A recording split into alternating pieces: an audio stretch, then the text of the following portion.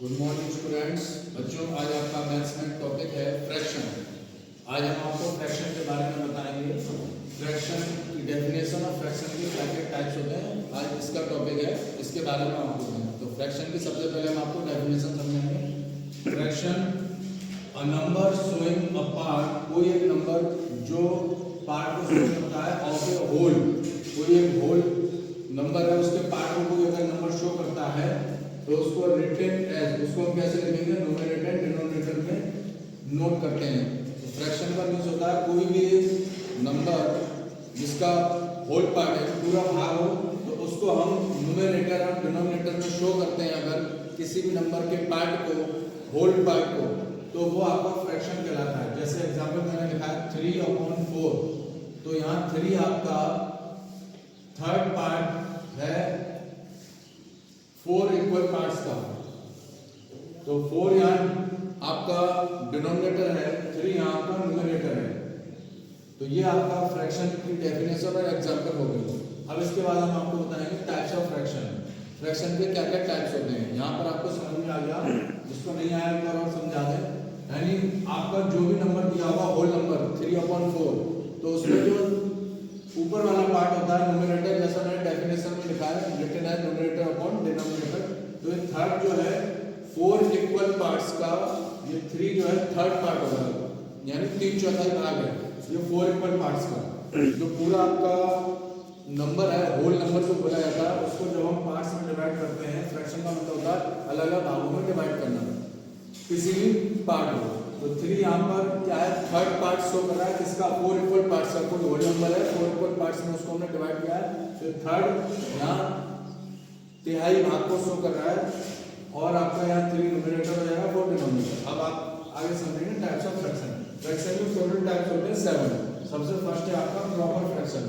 Proper fraction में क्या होता है, जिस फ्रैक्शन में numerator is smaller than the denominator, जिस फ्रैक्शन में न्यूमरेटर डिनोमिनेटर से स्मॉल होगा वो आपका प्रॉपर फ्रैक्शन कहलाता है। जैसे मैंने यहाँ एग्जांपल भी नोट कर रखे हैं।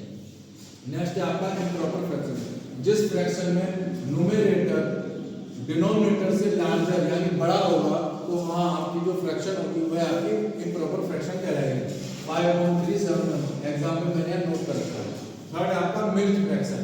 मिक्स्ड फ्रैक्शन ये ऐसी फ्रैक्शन है, फ्रैक्शन कंसिस्ट जो whole number along with proper fraction. ऐसी फ्रैक्शन जिसमें एक तो आपका होल नंबर होता है, एक होती है आपका प्रॉपर फ्रैक्शन। इन दोनों को मिलाकर आपकी मिक्स्ड फ्रैक्शन बनती है, इसलिए इसका नाम है मिक्स।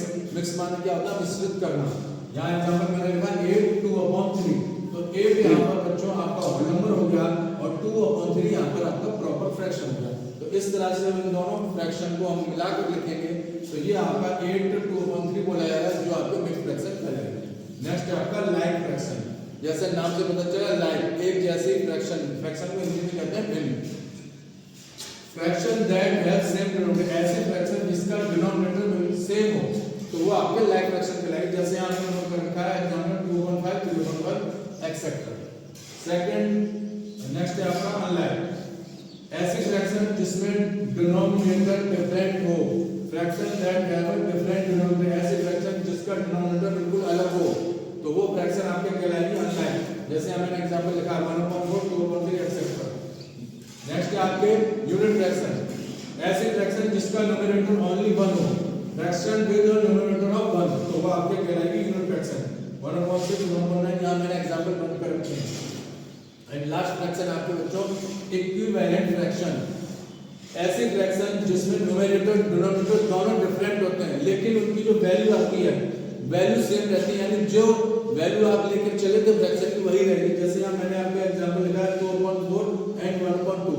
अगर हमारी 1/2 फ्रैक्शन है तो इसकी 2/4 की भी सेम वैल्यू रहेगी। जब आप उसको 2 से डिवाइड करें तो 1/2 में डिवाइड जाएगा, तो 1/2 की सेम वैल्यू रहेगी।